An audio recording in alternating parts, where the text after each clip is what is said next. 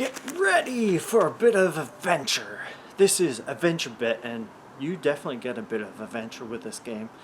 And it really harkens back to, like, for me, like the Sega Master System, the Nintendo days, and it really does take the sounds of the MSX gaming system, because the graphics have the similar palette and seems to borrow a lot of the palettes from those games from the early 1990s or late 1980s games, and the sound effects are also borrowed from that. So anyone that grew up in that era or has played games from that era, like, this is a blast from the past, but it's a modern take on it.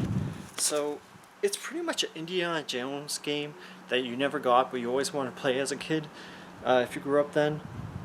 It's a one-screen mini adventure platforming game too. So everything you see on there, that's the whole level right there in front of you as soon as you jump into it. And I think there's like 90 levels in this game, if I remember right.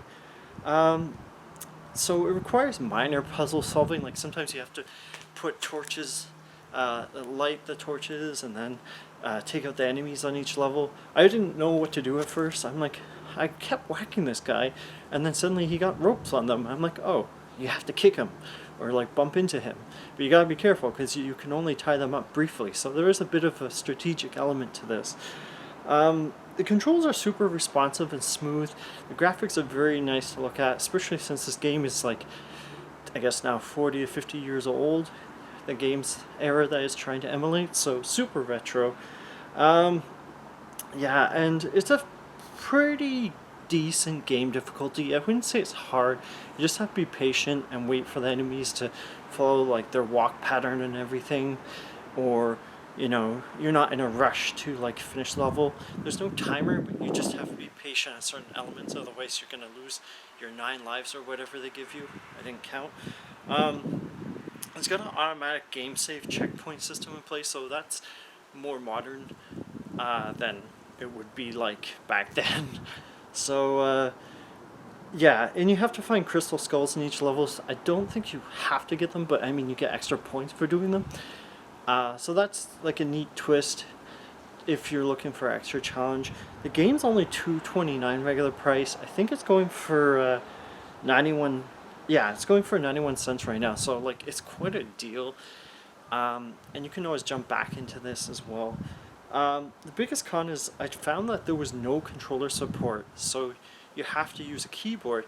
And since you can have 2 people playing, like a male Indiana Jones and like a female Indiana Jones, you're both sharing the keyboard together. So it's like, how are you going to play this game with 2 players if you both have to share one keyboard? So that was the biggest con, I thought, for anyone. And like anyone that's not used to these retro graphics, like, they're probably going to be scared of. It's like, wow, it looks like 40 years ago. And like, yeah, but that's a good thing for some people. It just plays like a super polished 80s game, and it's a lot of fun. I would definitely say for the 91 cents, this is a really good game. I would say it's definitely a solid 8.5 that you can play for a few minutes, and it brings you back to the golden 80s, and that's where I'm going. So, Happy New Year.